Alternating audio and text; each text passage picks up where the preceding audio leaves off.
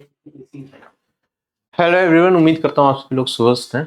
SSC CGL 2025 tier 2 के लिए जो लास्ट लाइव मॉक है 13th, जो मैंने कल आप लोगों को प्रोवाइड किया था, इसके मैथ्स के सभी क्वेश्चंस का सॉल्यूशन करेंगे। इसका एनालिसिस नहीं कर रहे क्योंकि अब आपका एग्जामिनेशन है, तो एनालिसिस से किसी भी तरह का इम्पैक्ट पड़े मैं नहीं चाहता। आपने ये मॉक दे दिया है, अच्छी बात है। नहीं दिया कोई बात नहीं अभी, क्योंकि कल से आपका टाइपिंग टेस्ट और परसों फिर आपका मेन एग्जामिनेशन है। तो अगर आप अभी ये मॉक्स नहीं देना चाहते तो आप स्किप भी कर सकते हैं। If you want to complete this video, अगर आपने मॉक दिया है, कुछ क्वेश्चंस में आपको दिक्कत है, तो ये वीडियो देखोगे तो आपको सारी चीज़ें क्लियर हो जाएंगी। और अगर प्रैक्टिस के लिए भी आप क्विकली देखना चाहते हैं तो it's up to you, but क्योंकि मैंने आपको मॉक प्रोवाइड किया है तो उसका एनालिसिस मैं आपको जरूर कराऊंगा लाइव मॉक का। This is the 13th mock, last live mock of SSC CGL 2025 tier 2 examination. इसके बाद जल्द ही हम एसएससी सीजीएल 2026 टीयर 1 के मॉक्स स्टार्ट करेंगे लाइव सीजीएल टीयर 2 एग्जामिनेशन के बाद। बाकी मैंने अभी एक वीडियो डाली थी सीजीएल 2025 टीयर 2 इंपॉर्टेंट टिप्स के रिगार्डिंग, तो ये वीडियो अगर आपने नहीं देखी है तो देख लेना। इसमें बहुत सारी छोटी छोटी चीजें जो आपको बताई हैं, जो आपके एग्जामिनेशन में हेल्प कर सकती है। चलिए अब एक एक करके सारे क्वेश्चंस का हम सॉल्यूशन देखते हैं। फर्स्ट क्वेश्चन हमारे पास, क्वेश्चन में कहता है कि हमारे पास कुछ पैसे हैं जो बन जाते हैं 3 साल में 5600 और 6400 बन जाते हैं 5 साल के अंदर सेम रेट पे सिंपल इंटरेस्ट में। तो हमें एनुअल रेट परसेंट बताना है। आप कहेंगे सर 3 साल के बाद का अमाउंट ये है, 5 साल के बाद का ये है, तो 2 साल का डिफरेंस कितना हो गया अमाउंट में? हमारे पास इन दोनों का डिफरेंस निकालेंगे तो ये वाली वैल्यू 800, ये 2 साल का सिंपल इंटरेस्ट होगा तो 1 साल का सिंपल इंटरेस्ट 400 के बराबर आ जाएगा। आप कहेंगे सर 3 साल के बाद अमाउंट मिला है तो यहाँ पे 3 साल का सिंपल इंटरेस्ट इसमें जोड़ा होगा, तो मतलब 3 इंटू 400, 1200 इसमें एक्स्ट्रा है प्रिंसिपल से, वो घटा दोगे आप, तो ये वाली वैल्यू कितनी आ गई हमारे पास 4400। 4400 में ये प्रिंसिपल है, 1 साल में इंटरेस्ट मिलता है इतना, तो ब्याज दर कितनी हो गई? आप कहेंगे सर 400 डिवाइडेड बाय 4400 मतलब 1/11, और 1/11 कितना होता है 9.09%। तो आपका रेट परसेंट क्या हो जाएगा? ऑप्शन नंबर सी हो जाएगा। आप डायरेक्टली यहाँ पे मार्क कर सकते हैं, ठीक है। वरना हमने फॉर्मूला पढ़ा है, रेट परसेंट क्या होता है? Simple interest of 1 year divided by principal into में 100%।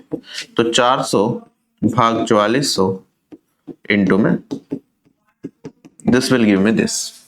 चले आगे, लिखना सब नहीं होता, ये तो मन मन में करने वाला काम है सारा का सारा। अगला सवाल हमारे पास क्या था? 4 नंबर दे रखे हैं जिनका रेशियो है 3:4:5:6। इन चारों को हमने 10%, 20%, 30% और 40% से अगर बढ़ा दिया तो न्यू रेशियो क्या होगा? अब हालांकि ये क्वेश्चन सोल्व करना बहुत मुश्किल नहीं है, आप बिल्कुल बेसिक से इजीली कर सकते हैं। आप कहेंगे सर सब में 10 10 10 10 आ रहा है, मतलब लास्ट में एक जीरो है। परसेंट जब मैं मल्टीप्लाई करता हूं तो मेरे को ये भी पता है कि भाई 1% का मतलब होता है 1/100, तो मेरे को 2 जीरो चाहिए, तो कैलकुलेशन आसान हो जाती है। तो मैं यहाँ पे भी एक जीरो, यहाँ पे भी एक जीरो, यहाँ पे भी एक जीरो और यहाँ पे भी जीरो, मैं मान लेता हूँ मेरी वैल्यू जी है।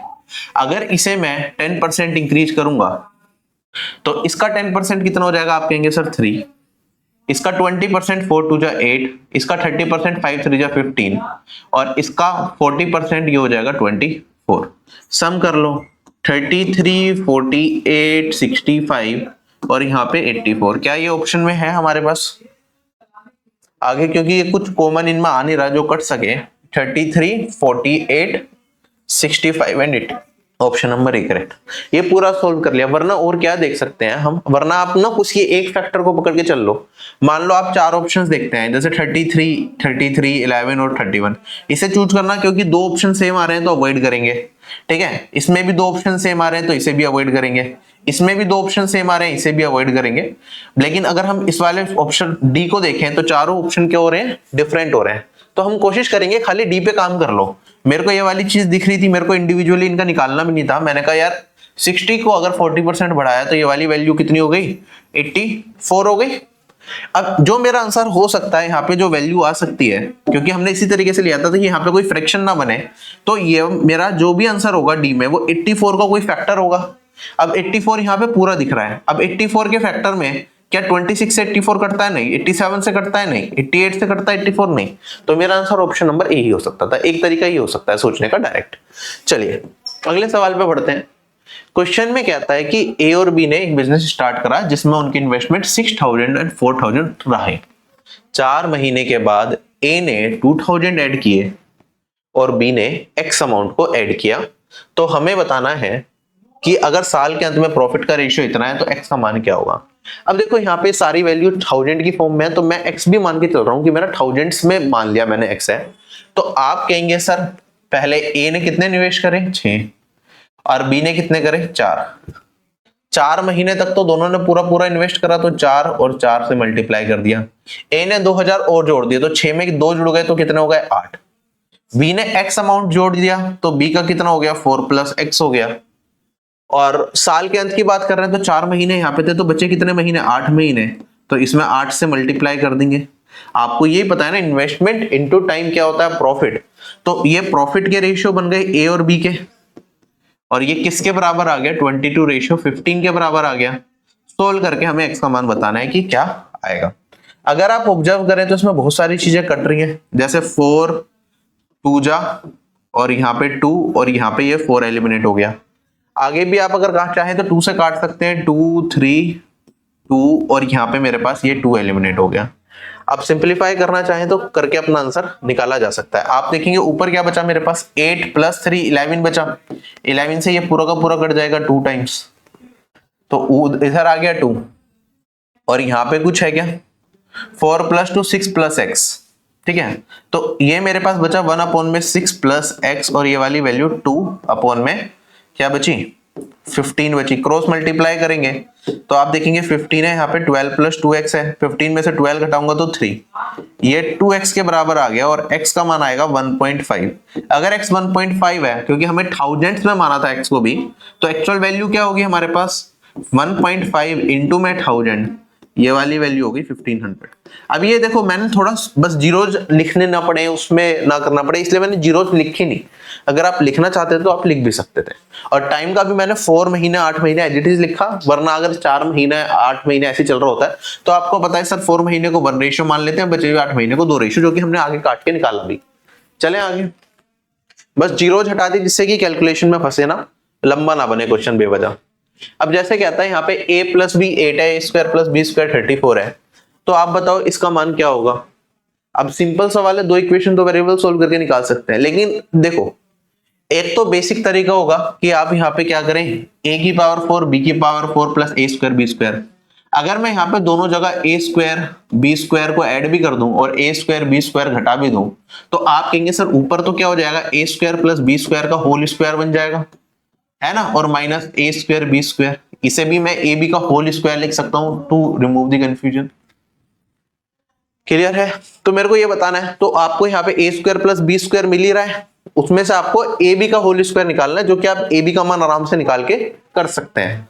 बेसिक आपको क्लियर हो गया कि बेसिक से करेंगे, तो भाई इन दोनों का इसका स्क्वायर करते ही मेरे पास आएगा a² + b² + 2ab, और ये वाली वैल्यू 8 का स्क्वायर 64 हो गया।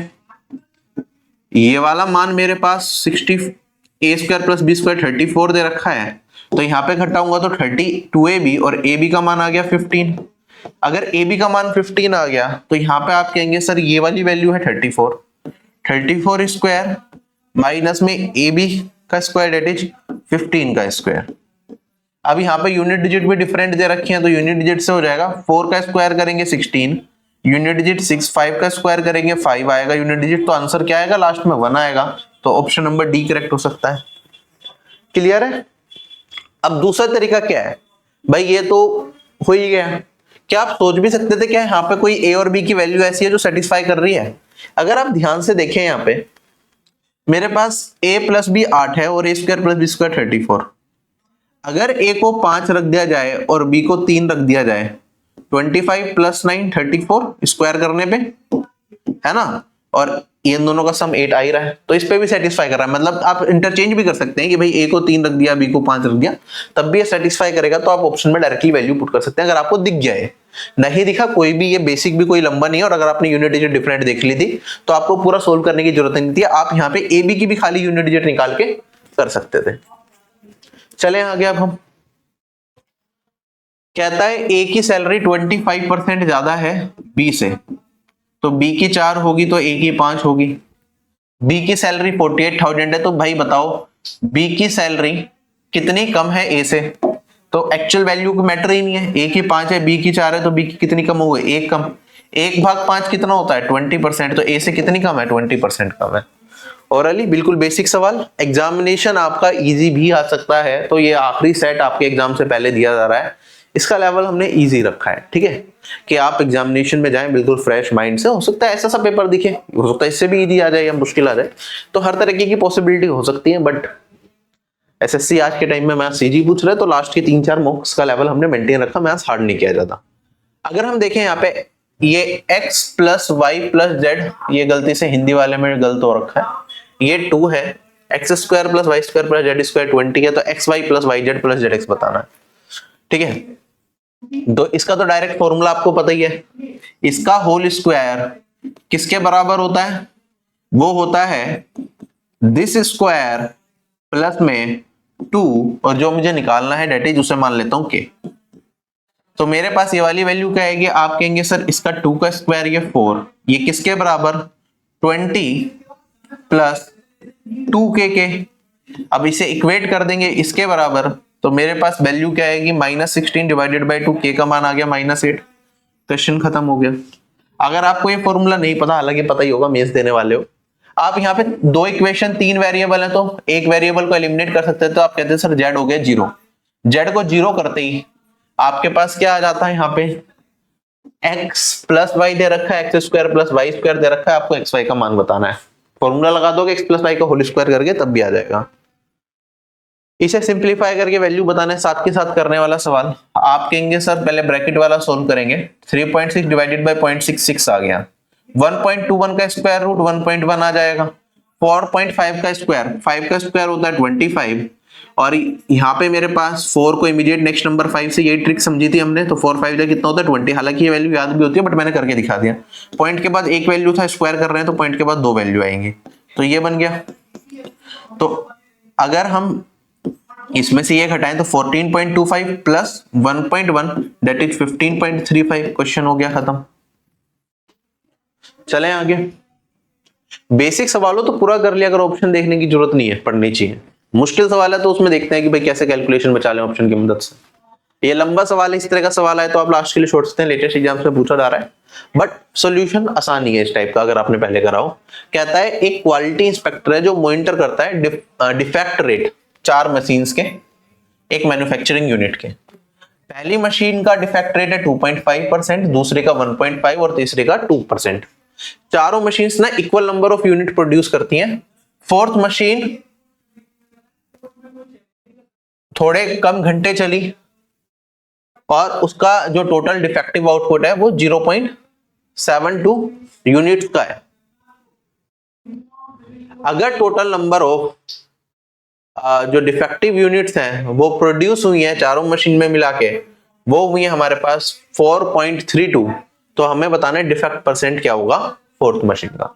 देखो अगर सारी units equal number of units produce कर रही हैं तो आप कहेंगे sir total units produce by एक मशीन जो यूनिट प्रोड्यूस कर रही है मैंने मान लिया x, तो कितने डिफेक्टिव प्रोडक्ट पहली मशीन करेगी, आप कहेंगे सर x का 2.5%, दूसरी मशीन x का 1.5%, इतने डिफेक्टिव प्रोडक्ट्स होंगे। तीसरी मशीन के x का 2.52%, और आगे कहता है यहाँ पे फोर्थ मशीन ने टोटल कितने डिफेक्टिव प्रोडक्ट्स प्रोड्यूस करे 0.72, तो टोटल डिफेक्टिव प्रोडक्ट्स ये आ गए। यहाँ पे गिवन है चारों मशीन ने मिला के कितने डिफेक्टिव प्रोडक्ट्स बनाए 4.32, तो यहाँ से मैं x का मान निकाल सकता हूँ कि हर एक मशीन ने कितने कितने टोटल प्रोडक्ट्स बनाए हैं। हमें बताना है डिफेक्ट परसेंटेज क्या होगी फोर्थ मशीन की, तो हम फोर्थ मशीन के टोटल डिफेक्टिव प्रोडक्ट्स पता है, अगर x का मान मिल गया तो टोटल कितने प्रोडक्ट्स बनाए फोर्थ मशीन ने वो पता चल जाएगा, उससे हम डिफेक्टिव परसेंटेज निकाल सकते हैं। अच्छा सोल्व करेंगे तो 0.72 इसमें घटाया तो ये वाली वैल्यू तो 3.6 आ जाएगी, इसमें इधर जाते ही है ना। 3.6 किसके बराबर, x को कॉमन ले लिया ये परसेंटेज में, तो 2.5 प्लस 1.5 4 और 2 6, x का 6% 3.6 के बराबर है, तो यहां से काटूंगा 1% 0.6 के बराबर, और टोटल 100% x निकालेंगे तो वो इंटू 100 करना पड़ेगा 0.6 में, डेट इज 60 आ जाएगा। अब हमारे पास इसने टोटल डिफेक्टिव प्रोडक्ट्स कितने बनाए थे, 0.72 डिवाइडेड बाय 60 इंटू में 100%, कितने हो गए? आप कहेंगे सर यहाँ पे 72 डिवाइडेड बाय 60, 6 से काटूंगा 12/10 1.2। क्लियर? अगला सवाल, दो ट्राइंगल सिमिलर हैं, उनकी कॉरस्पॉन्डिंग लेंथ्स का रेशियो ये दे रखा है। स्मॉलर ट्राइंगल की ऑल्टीट्यूड 8 है, तो हमें बताना कॉरस्पॉन्डिंग एल्टीट्यूड लार्जर ट्राइंगल। अगर दो ट्राइंगल सिमिलर हो तो आप कहते हैं उनकी सारी कॉरस्पॉन्डिंग साइड्स का रेशियो बराबर होता है। और साइड्स में जब मैं बात करता हूं तो वो साइड हो या फिर आपको मीडियन हो, चाहे इन रेडियस हो, चाहे सरकम रेडियस हो, ये सारी की सारी चीजें, ऑल्टीट्यूड हो, सारी चीजें इंक्लूडेड होती हैं। तो हम कहेंगे भाई मेरे पास साइड 1 डिवाइडेड बाय साइड 2 ये बराबर भी होगा हाइट 1 डिवाइडेड बाय हाइट 2 के, अगर दो ट्राइंगल सिमिलर हैं। साइड्स का रेशियो 4:7 है। अब कॉरस्पॉन्डिंग हाइट की बात करें, स्मॉलर ट्राइंगल की हाइट दे रखी है 8, तो बड़े वाले ट्राइंगल की हाइट मान लेते हैं ये, क्योंकि स्मॉलर साइड की कॉरस्पॉन्डिंग आएगा, तो यहाँ पे 4 के सामने हमने लिखा 8। सोल्व करके आप वैल्यू बता दो। आप कहेंगे सर 4 से काटूंगा 2 और 7 2 जा कितना हो जाएगा 14, तो जो दूसरा बड़ा ट्राइंगल है उसकी हाइट होगी 14। ये इक्वेशन दे रखी है हमें, ये एक लाइन की इक्वेशन है, हमें बताना है जो लाइन इसके परपेंडिकुलर होगी उसकी इक्वेशन क्या होगी। 4 ऑप्शन दे रखे हैं, ऑप्शन देखते ही आप इस क्वेश्चन का आंसर मार्क कर सकते हैं कि भाई ये 3x माइनस 4y था, तो 4x की साइड चला जाएगा और ये 3y की साइड चला जाएगा, और यहाँ पे अगर माइनस का साइन है तो ये प्लस बन जाएगा। तो मेरा आंसर क्या होगा 4x प्लस 3y, उसके बाद कुछ भी हो जाए फर्क नहीं पड़ता।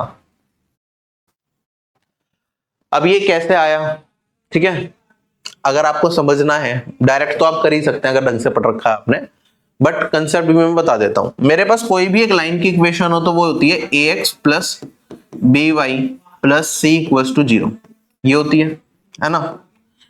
अगर आप इसके स्लोप की बात करते हैं तो हम कहते हैं सर इसका स्लोप होता है minus a divided by b,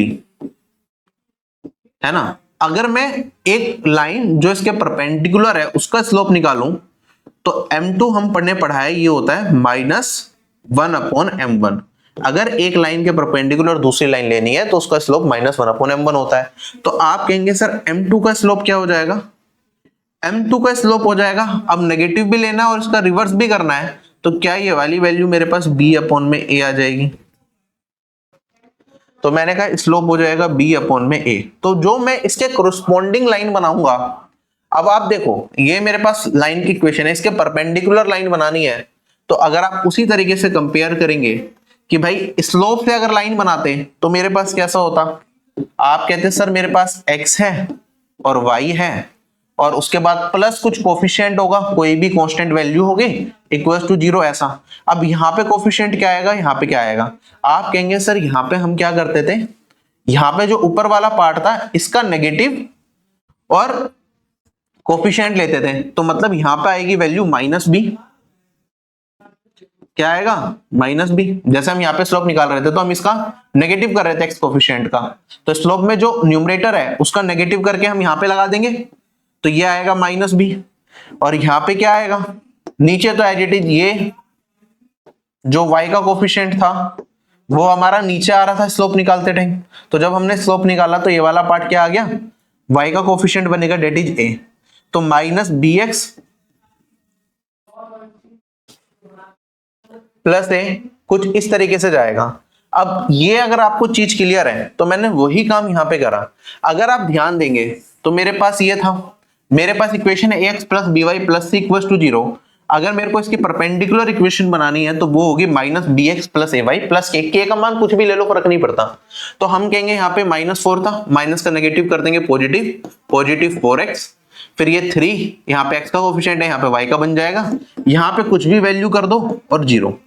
अब ये इधर जाके पॉजिटिव हो के नेगेटिव हो फर्क नहीं पड़ता, क्योंकि एक लाइन के परपेंडिकुलर ये लाइन है, इसके परपेंडिकुलर मैंने एक लाइन बनाई, आप कितनी भी लाइन बना सकते हैं एक लाइन के परपेंडिकुलर, क्योंकि वो पॉइंट तो दे नहीं रखा हमें, तो इस लाइन के परपेंडिकुलर कितनी लाइन बन सकती है? इनफाइनाइट बन सकती है, लेकिन जो भी परपेंडिकुलर लाइन होंगी आपस में क्या होंगी?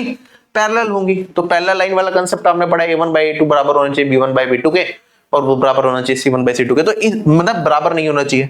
तो फिर k के वैल्यू से कुछ खास फर्क नहीं पड़ता, हमारे पास जितनी भी इसके परपेंडिकुलर लाइंस बनेगी उसमें 4x + 3y तो आएगा, और यहाँ पे अलग अलग वैल्यू रखोगे तो अलग अलग लाइंस बनते चली जाएंगी। तो हमें चार ऑप्शन में बताना था कौन सी लाइन इसके परपेंडिकुलर होगी। तो भाई ये वाली लाइन इसके परपेंडिकुलर हो सकती है, कंडीशन को सेटिस्फाई कर रहा है। बाकी आप देखिए यहाँ पे माइनस का साइन आ गया, यहाँ पे माइनस तो नहीं है, तो ये नहीं हो सकता। आप इसे सिंप्लीफाई करेंगे अगर आप, तो ये वाली इक्वेशन क्या देगी मेरे को? ये 4 इधर चला जाएगा y के पास, तो 4y + 3x, और यहाँ पे कुछ होगा 2 के साथ, कुछ भी चेंज होता रहे मुझे फर्क नहीं पड़ता। 4y दे रहा है यहाँ पे, लेकिन हमें चाहिए था 4x, तो ये भी ट्रू नहीं होगा। और अगर हम ये वाला देखें तो यहाँ पे 3y देगा और 4x देगा, तो वो भी ट्रू नहीं होगा। तो ये भी हमारा क्या होगा? माइनस में चला जाएगा, सॉरी यहाँ पे 3y, और जो x होगा वो नेगेटिव में आएगा, इसे सिंप्लीफाई करूंगा तो ये भी आंसर नहीं हो सकता। तो इस क्वेश्चन में देखते ही दिख गया था भाई, ये पूरा दिख रहा था, तो वही आंसर होगा मेरा। अच्छा एक चीज बताओ, एक दो प्रैक्टिस करा देता हूं आपके। मान लो मेरे पास इक्वेशन है 3x + 8y + 19 = 0। इसकी अगर परपेंडिकुलर इक्वेशन बनानी है तो उसका क्या होगा? आप कहेंगे सर x और y एज इट इज लिखो, जो यहाँ पे y का कोफिशिएंट है इसका नेगेटिव लगा के यहाँ पे लगा दो, तो ये हो जाएगा -8x, और ये एज इट इज यहाँ पे आ जाएगा प्लस यहाँ पे कुछ भी हो, ये इसकी क्या हो जाएगी? इसकी परपेंडिकुलर इक्वेशन बन जाएगी। अच्छा ध्यान रखना, अब मैं इस पूरे में मल्टीप्लाई भी कर सकता हूँ -1 से, कुछ फर्क पड़ेगा? नहीं पड़ेगा, है ना। सारी पूरी इक्वेशन में तो किसी से भी मल्टीप्लाई करो, डजंट मैटर। तो ये इस फॉर्म में भी एग्जाम में दे सकता है कि भाई ये 8x है और ये माइनस का 3y दे दे, और यहाँ पे फिर माइनस का k = 0, कुछ फर्क पड़ेगा नहीं। अब k प्लस हो नेगेटिव हो, k से फर्क नहीं पड़ता, लेकिन हाँ साइन जो है ना, ये यहाँ पे माइनस है यहाँ पे प्लस है, ये इंटरचेंज हो सकता है। ठीक है, क्लियर हुआ? अगर दोनों पॉजिटिव आ रहे हैं मेरे फाइनल रिजल्ट में तो दोनों नेगेटिव भी हो सकते हैं, वरना एक नेगेटिव एक पॉजिटिव आ रहा तो ये वाला नेगेटिव और ये पॉजिटिव भी कर सकता है। के का साइन चेंज हो जाएगा और के से हमें फर्क नहीं पड़ता है जब हम परपेंडिकुलर इक्वेशन की इक्वेशन बनाएंगे। तो यहाँ पे हमारे पास ये दे रखा था 4x + 3y। अगर यहाँ पे कुछ ऐसा दे देता मेरे को -4x - 3y और = से 17, क्या ये सही होता? ये भी इसके परपेंडिकुलर इक्वेशन ही बनाती, क्योंकि माइनस को कॉमन ले जाके मैं उधर ले जा सकता हूं, तो it won't make a difference. But हमें ये देखना है कि माइनस आ रहा है नहीं। चलें आगे।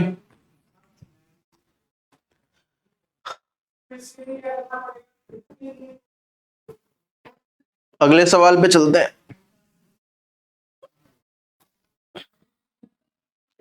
वरना एक पार्ट ये भी है, एक तो मैंने ये तरीका बताया कि एग्जैक्टली निकालना, वरना इन सबको सिंप्लीफाई करते। आप कहते हैं अच्छा परपेंडिकुलर बताना है ना, पैरेलल वाला नहीं। चलो ठीक है, चलें आगे।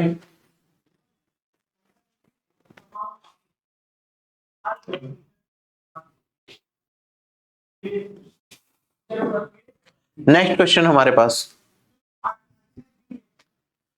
क्वेश्चन में क्या आता है? एक स्टोर एक आइटम को 720 रुपए का बेचता है, 20% का प्रॉफिट कमा लेता है, लेकिन बाद में स्टोर क्या करता है? प्राइस को 25% से गिरा देता है। तो हमें बताना न्यू परसेंटेज प्रॉफिट और लॉस। अब देखो चीजें परसेंटेज में दे रखी हैं, तो आप डायरेक्टली देख सकते हैं कि भाई पहले मान लो प्रॉफिट 20% का है, तो कोई आइटम 100 रुपए की है तो कितने की बेच रहा होगा? 120 रुपए की। बाद में कह रहा है कि भाई हम क्या कर रहे हैं, ओल्ड स्टॉक को खत्म करने के लिए इस पे 25% ऑफ कर रहे हैं, तो मतलब 75%, मतलब इसके 3/4 में बेचेंगे। तो अब बेचने की बात हो रही है 90 की, तो हमें बताना है इफेक्टिव न्यू प्रॉफिट या लॉस परसेंट। 100 का पड़ रहा था, 90 का बेच रहे हैं, तो कितने का नुकसान? 10 का 100 पे तो कितना? 10% का लॉस। डायरेक्टली देखना था तो आप कहते हैं सर कोई भी वैल्यू मेरे पास कॉस्ट प्राइस रहा होगा, पहले हमने क्या करा, उस पर 20% का प्रॉफिट कमा रहे हैं, मतलब 20% अबव बेच रहे हैं। अब जो वैल्यू है उस पर क्या कर रहे हैं? 25% अब वैल्यू को घटा दिया तो -25% हो गया। तो नेट चेंज बताना है कॉस्ट प्राइस पे, तो सक्सेसिव का फॉर्मूला भी लगाया जा सकता है। आप कहेंगे सर 20 - 25 + 20 इंटू में -25 डिवाइडेड बाय 100, तो यहाँ पे भी आपको चेंज मिल जाएगा, -5 हो गया, और यहाँ पे -5 यहां से मिलेगा तो -10। ये आपका क्या आ जाएगा? आंसर आ जाएगा। ऐसे भी सोचा जा सकता है। अगला तरीका कहता है एक रेगुलर पॉलीगन है जिसमें इंटीरियर और एक्सटीरियर एंगल का सम हमारे पास 180 डिग्री है और जो डिफरेंस है उनके बीच में वो 120 डिग्री का है। जनरली इंटीरियर में से एक्सटीरियर को घटाते हैं तो 120 आता है। बहुत ही कम केसेस होते हैं जिसके अंदर आपका एक्सटीरियर एंगल बड़ा होता है। जनरली पॉलीगन की जब हम बात कर रहे होते हैं, क्योंकि ट्राइंगल से स्टार्ट करते हैं, उसमें हमारे पास इंटीरियर एंगल क्या होता है, छोटा होता है एक्सटीरियर एंगल से। रेगुलर पॉलीगन में, रेगुलर ट्राइंगल में जो कि इक्विलैटरल ट्राइंगल होता है। बाकी स्क्वायर से, स्क्वायर में इंटीरियर और एक्सटीरियर बराबर हो जाते हैं जो कि रेगुलर क्वाड्रिलेटरल होता है। और उसके बाद जितनी भी फिगर्स आएंगी, 4 से ज्यादा साइड जैसे ही ज्यादा हो जाएंगी तो उस केस में हमारे पास हमेशा इंटीरियर एंगल क्या होगा, बड़ा होगा और एक्सटीरियर एंगल छोटा होगा। अगर हम बात करें तो ये दे रखा है हमें वैल्यू बतानी है नंबर ऑफ साइड्स पॉलीगन की क्या होंगी, और बहुत ज्यादा साइड्स हैं तो हमें ऑब्वियसली पता है कि इंटीरियर एंगल ही बड़ा होगा एक्सटीरियर से, ज्यादा दिमाग लगाने की जरूरत नहीं है। सॉल्व करेंगे तो आप यहाँ पे एक्सटीरियर एंगल निकाल लो, इसमें से ये वाली वैल्यू घटाई तो ट्वाइस ऑफ एक्सटीरियर एंगल, ये 60 के बराबर, और एक्सटीरियर एंगल हो गया मेरे पास 30। हमें पता है नंबर ऑफ साइड्स कितनी होती है, ये होता है 360 divided by exterior angle. Exterior angle कितना, 30, तो ये वाली वैल्यू आ गई 12। क्वेश्चन हो गया खत्म। चलें आगे। अगला सवाल कहता है 60 लीटर मिल्क को मिलाया जाता है 90 लीटर वाटर से। x लीटर इसका मिक्सचर का निकाला जाता है और 20 लीटर मिल्क डाला जाता है और 40 लीटर वाटर डाला जाता है इस मिक्सचर के अंदर। तो हमारे पास जो फाइनल मिल्क बचता है वो 35% है टोटल सॉल्यूशन का। तो हमें बताना है कि x का मान क्या होगा। कैसे सोल्व करेंगे, थोड़ा घुमा के क्वेश्चन पूछा गया है, घबराने की जरूरत नहीं है, ध्यान से करेंगे। मेरे पास पहले कितना था, आप कहेंगे सर मिल्क था 60 और वाटर कितना था, वाटर था मेरे पास 90। अब मैंने x लीटर मिक्सचर को निकाला, ठीक है, तो चेंज क्या आएगा, आप कहेंगे सर टोटल सॉल्यूशन है मेरे पास 150, ठीक है, कितना फ्रैक्शन निकाल लिया मैंने मिक्सचर का, x बाय 150 इतना ही निकाला, तो मेरे पास मिक्सचर बचेगा कितना। आप कहेंगे सर x बाय 150 निकल गया, 60 में से भी x बाय 150 निकलेगा, मतलब मिल्क भी इतना निकलेगा x बाय 150 इसका, और वाटर भी x बाय 150 निकलेगा। तो आप कहेंगे सर ये रह जाएगा 1 माइनस x बाय 150। मिल्क जितना था पहले उसका कितना रह जाएगा, इतना फ्रैक्शन रह जाएगा फाइनल में। और वाटर की भी बात करेंगे तो वाटर रह जाएगा 1 अपॉन में 1 माइनस x बाय 150। क्या इतना पार्ट क्लियर है। तो जब मैंने x लीटर सॉल्यूशन निकाला तो अब मेरे पास मिल्क ये है, वाटर ये इतना इतना रह गया। अब आगे कहते हैं कि हमने इसके अंदर 20 लीटर मिल्क जोड़ दिया और 40 लीटर वाटर को मिला दिया। अब क्या हुआ, अब हमारे पास जो फाइनल सॉल्यूशन है वो 35% मिल्क है। 35% मिल्क है तो वाटर कितना हो गया, आप कहेंगे सर 65% बचेगा। इनका अगर रेशियो निकाला जाए 5% से काट दूं तो क्या ये 7/13 आ जाएगा। हमें सोल्व करके बस इसे सोल्व करके बताना है कि x का मान क्या होगा। चलिए सोल्व करना भी कोई मुश्किल नहीं है। आप देखेंगे यहाँ पे मेरे पास ये जीरो से ये जीरो, ये जीरो, ये जीरो कट गई है ना। उसके बाद और तो कुछ नहीं कटता हुआ दिख रहा directly. x minus 1 minus x divided by 150 को फिलहाल मैं k मान लू कैलकुलेशन को सिंप्लीफाई करने के लिए, ठीक है, बाद में देख लेंगे क्या करना है, अभी फिलहाल इसे k मान लेते हैं। तो 6k प्लस 2 इंटू में 13 इंटू में 6, ये हो जाएगा 78k। इधर 9k इंटू में 7, 9 7 जा 63, 78 में से 63 घटाऊंगा तो 15k बचेगा। और इस वाले पार्ट को करेंगे तो 7 4 जा 28 और 26, तो ये बचेगा 2 के बराबर, ठीक है। अब चाहो तो आप पुट कर दो 15 1 माइनस एक्स अपॉन 150, ये इसके बराबर है। क्रॉस मल्टीप्लाई करूंगा तो मेरे पास यहाँ पे 15 माइनस में x बाई 10, ये 2 के बराबर है, तो ये 13 इंटू 10 130, ये x का मान आ जाएगा। ये इस क्वेश्चन का आंसर है। क्लियर, चलें आगे।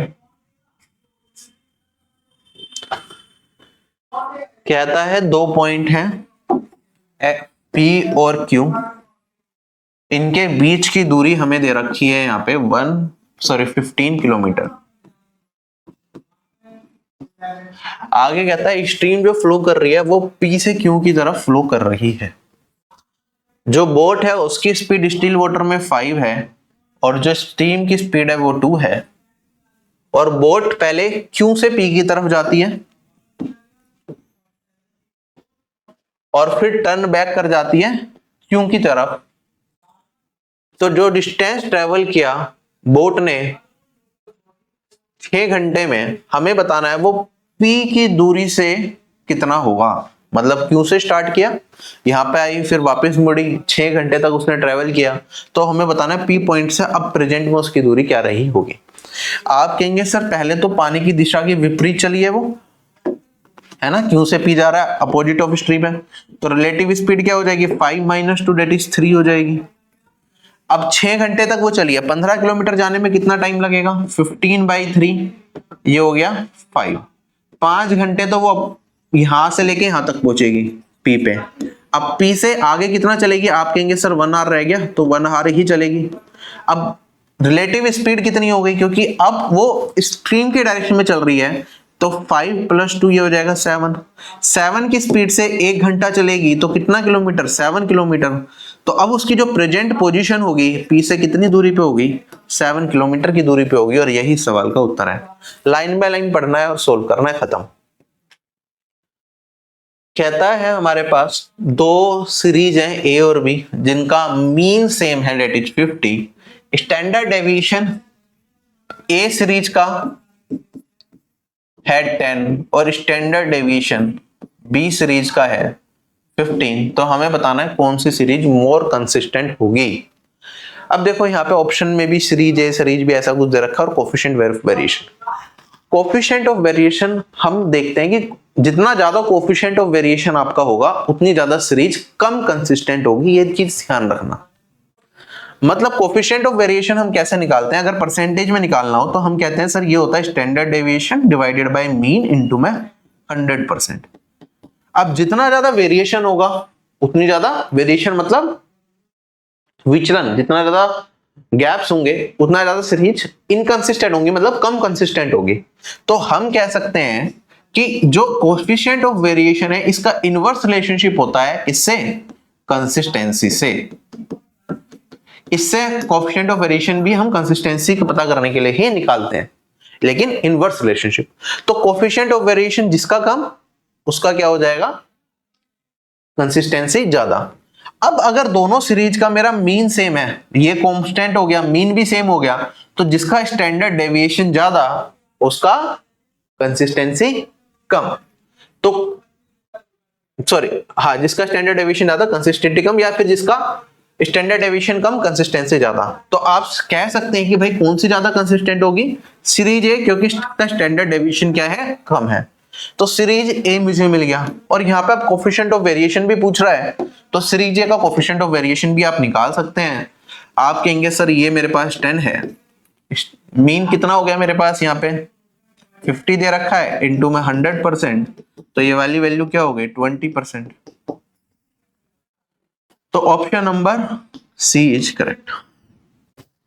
चलें आगे। अगला सवाल, मेरे पास दो सर्कल दे रखे हैं जिनका रेडियस आ रही है, दोनों को इस तरीके से इंटरसेक्ट कर रहे हैं कि उनके सेंटर के बीच की दूरी भी आ रहा है। चलो, जैसे ये सर्कल है एक, इसका सेंटर ये मान लिया, दूसरा सर्कल इसका सेंटर ये मान लिया, तो इसका रेडियस आर है, तो ये भी इसका रेडियस भी आर होगा, और इनके सेंटर के बीच की दूरी भी आर होगी। कुछ इस तरीके से इंटरसेक्ट कर रहे हैं, ठीक है, क्योंकि दोनों के सेंटर अगर एक दूसरे से पास करके जा रहे हैं, तो मैं इस सर्कल को देखूं तो ये भी रेडियस के ऐसे ही जा रहा है, और इसका भी यहां से लेके यहां तक रेडियस ही है, तो ये भी आर के बराबर हो गया इनके बीच सेंटर की दूरी। हमें बताना है length of their common code. जो कॉमन कोड आ रही है ये, इसकी लेंथ बतानी है क्या होगी। अच्छा, ये तो वैसे आप क्वेश्चन पढ़ते ही आप आंसर कह सकते हैं, r√3 वो कितनी बार क्वेश्चन में हम कर चुके हैं, बट फिर भी आपको करना है। आप कहेंगे सर ये तीनों साइड बराबर हो गई तो इक्विलेटरल ट्रायंगल बन गया, ये 60, ये वाला एंगल भी 60 और ये भी 60 हो जाएगा। ऐसे नीचे देखूं तो ये भी रेडियस है, ये भी रेडियस है, और ये भी, तो ये भी नीचे भी इक्विलेटरल ट्रायंगल बनेगा, तो ये एंगल भी 60 और ये भी पूरा 60 और ये भी 60, है ना, ऐसे ही चलेगा। अब मेरे को अगर कोड बतानी है तो मैं थोड़ा सा मिटा देता हूँ, हमने ये चीज ऑब्जर्व करी कि भाई ये रेडियस है, ये भी रेडियस है, और ये 60 + 60 120 है, और ये वाली लेंथ बतानी है। मैंने आपको बताया अगर मेरा पास आइसोसेलेस ट्रायंगल हो, अगर बीच में एंगल 120 डिग्री हो, तो ये वाली साइड वैल्यू क्या हो जाती है, ये हो जाती है r√3। तो ये हो जाएगा मेरे पास r√3। अदरवाइज अगर आपको ऐसे नहीं देखना तो और भी तरीके हैं। भाई आपने देखा था ये ऊपर वाला इक्विलेटरल ट्रायंगल है ना, तो ये इसके क्या होगा, ये 90 डिग्री पे यहाँ पे इंटरसेक्ट कर रहे होंगे, रोम्बस बन गया ना, चारों साइड मेरी r के बराबर है, तो रोम्बस में क्या होता है, साइड्स 90 डिग्री पे इंटरसेक्ट करती हैं। आप कहेंगे सर ये तो हाइट हो गई इक्विलेटरल ट्रायंगल की। इक्विलेटरल ट्रायंगल की हाइट क्या होती है, √3/2 इंटू में साइड, तो इतना r √3/2 आ रहा है, ऐसे नीचे भी √3/2 आ आएगा, तो इन दोनों का अगर हम सम कर देंगे तो ये वाली वैल्यू क्या बनेगी, √3r। किसी भी तरीके से सोच सकते हैं, वरना ये सोचने वाला क्वेश्चन है ही नहीं। क्वेश्चन देखते हैं, आंसर मार्क करने वाले क्वेश्चंस में से एक है। क्वेश्चन में कहता है मेरे पास ए और बी, ए बी और सी अगर अकेले काम करें तो एक काम को 12, 18 और 36 डेज में कंप्लीट कर सकते हैं। साथ मिलके काम की शुरुआत करी, इन्हें 3 दिन काम किया, छोड़ के चला गया। बी ने बचे हुए काम को 5 दिन पहले छोड़ दिया, काम कंप्लीट होने से। सी ने पूरा काम किया, तो कितने दिन में टोटल काम कंप्लीट हुआ। चलो कैसे करेंगे, जब भी टाइम दे रखा हो तो टोटल वर्क क्या ले लेते हैं, इन तीनों का एलसीएम, और इनका 36 एलसीएम आ जाएगा। ए की एफिशिएंसी 36 डिवाइडेड बाय 12 3, बी की 2 और सी की 1 आ गई। ए ने कितने दिन काम किया, शुरू होने के बाद 3 दिन काम किया बस, तो ए का हो गया 9 काम। मैं मान लेता हूं टी टाइम में पूरा काम कंप्लीट हुआ। बी ने 3 दिन पहले छोड़ दिया, तो बी ने इतने दिन काम किया होगा, और सी ने पूरा टी टाइम तक काम किया होगा। तो ए का काम आ गया, बी का काम कितना, 2t, 5 दिन पहले छोड़ा सॉरी बी ने, 2t - 10, और सी का t। टोटल वर्क 3t - 1, और ये किसके बराबर है, आप कहेंगे सर 36 के। हमें बताना है टोटल कितने टाइम में काम कंप्लीट हुआ, तो 37 डिवाइडेड बाई 3, 12 1/3, ये आंसर आ गया। चलें आगे। ये x² + y² + 1 = 2x दे रखा है, तो हमें x की पावर 3 और y की पावर 3। अगर आप ध्यान से इस क्वेश्चन को देखें तो क्वेश्चन वैसे ही सोल्व हो रहा है। अगर मैं थोड़ा सा दिमाग भी लगाऊं तो आप कहेंगे सर y को 0 करूं, अगर मैं एक इक्वेशन 2 वेरिएबल है तो आप जनरली कुछ सोच सकते हैं, y को 0 करा तो x 1 और 1, 1 + 1, और यहाँ पे भी x को 1 रखा तो 2 सेटिस्फाई हो रहा है। तो मतलब ये x = 1 आएगा अगर मैं y को क्या रख दूं, 0 सेटिस्फाई कर रहा है। बहुत लोगों ने डायरेक्टली ऐसे कर लिया होगा और आपने कहा होगा सर ये 1 + 1, ये आंसर आ गया 2। लेकिन इस क्वेश्चन ना ये वो वाला टाइप नहीं है, वैल्यू पुटिंग वाला टाइप नहीं है। हालांकि हमने जो वैल्यू मानी उस पर सेटिस्फाई कर गया। क्यों, क्योंकि ये जो इक्वेशन है ना ये काफी है हमें इंडिविजुअली x और y की वैल्यू देने के लिए। अगर आप यहाँ पे y की वैल्यू कुछ और रख के देखो, 0 की जगह अगर आपने y को यहाँ पे 1 कर दिया होता ना, तो आप कहते सर x², ये -2x इधर आ जाता और यहाँ पे रह जाता +2, और ये = 0। अब आप करते रहते हैं, x की कोई भी वैल्यू आपको नहीं मिलती जिसपे सेटिस्फाई कर जाता, क्योंकि पॉसिबल ही नहीं है। ये सिर्फ किस पे सेटिस्फाई कर सकता है, x1 और y2। यहाँ पे हम वैल्यू पुटिंग नहीं कर सकते इस टाइप की इक्वेशन में, क्योंकि ये इक्वेशन सफिशिएंट है अपने आप को x और y की वैल्यू देने के लिए। ऊपर वाली आप वैल्यू पुटिंग यहाँ पे नहीं कर सकते। स्पेसिफिक स्पेशल केसेस में से आता है जो पढ़ाया आपको। ये कौन सा केस बनेगा, sum of squares of n natural numbers. अगर 0 हो तो सारे 0 के बराबर होते हैं। मतलब जैसे अगर मैं इस 2x को इधर ले जाऊं तो आप कहेंगे सर ये बनेगा x² - 2x, और ये 1 को भी मैंने अलग कर लिया, और +y², ये किसके बराबर, 0 के बराबर आ गया। ये तो आप देखेंगे किसका स्क्वायर है, ये x - 1 का होल स्क्वायर है, +y²। अब दो स्क्वायर नंबर का सम अगर 0 आ रहा है, आप कहेंगे सर ये भी पॉजिटिव, मतलब कोई भी परफेक्ट स्क्वायर नंबर पॉजिटिव होगा। दो पॉजिटिव नंबर का सम अगर 0 आ रहा है तो इसका मतलब ये भी 0 होगा और ये भी 0 होगा, तभी ये पॉसिबल है। तो x - 1 अगर 0 हो गया तो इसका मतलब x का मान क्या होगा, 1 आ गया। y का मान x² अगर y² अगर 0 है तो y का मान 0। तो ये दोनों वैल्यूज मेरे को क्या हो गई, मिल गई। ठीक है, this is a specific case. और अगर वैल्यू मिल गई तो यहाँ पे पुट करेंगे। मैंने क्या 2 कैसे निकाल दिया आंसर, जब मैंने x को 1 रखा y को 0 रखा, मैं 2 आंसर निकाल रहा था, गलत बात। y 0 रखते तो ये 1 का क्यूब प्लस 0 का क्यूब, आंसर आएगा 1। चलेंगे आगे। अगला सवाल, एक एग्जामिनेशन में जो मिनिमम क्वालिफाइंग मार्क्स हैं क्लास 8th के और क्लास 9th के, वो हमें दे रखे हैं कि भाई क्लास 8th के 35% पे क्वालिफाई कर जाओगे और क्लास 9th में आप 50% पे क्वालिफाई कर जाओगे। टोटल मार्क्स जो हैं वो सेम है दोनों क्लासेस के। एक स्टूडेंट क्लास 9th में 1350 मार्क्स लेके आया, फिर भी 150 मार्क्स से फेल हो गया, तो हमें बताना है पासिंग मार्क्स क्या होंगे क्लास 8th के। अब देखो 1350 लाया, 150 से फेल हो गया, 150 मिल जाते तो पास हो जाता, तो 1350 प्लस 150 ये हो गया 1500। तो मेरे पास 1500 पासिंग मार्क्स हो गए क्लास 9th के, जो कि टोटल मार्क्स के कितने होंगे 50%। तो टोटल मार्क्स कितने हो जाएंगे, आप कहेंगे सर 2 से मल्टीप्लाई कर दो दोनों जगह, तो ये 3000 हो गए। टोटल मार्क्स दोनों के सेम है, तो हमें क्लास 8th के पासिंग मार्क्स बताने हैं, मतलब इसका क्या बताना है 35% बताना है, और इसका 35 इंटू में 3 105 और फिर एक जीरो और आ जाएगी। बाकी एक चीज और दिमाग में आती है आपके कि 35% पासिंग है, तो ये 7 बाई क्या होता है 10 होता है, तो मतलब आपके चांसेस से आंसर जो भी मल्टीपल होगा 7 का होगा। 7 के मल्टीपल अगर आप देखने जाते हैं तो यहाँ पे आपको ये 3 ऑप्शन 7 के मल्टीपल मिलते हैं, आपका आंसर नहीं आता फिर भी। चलें आगे।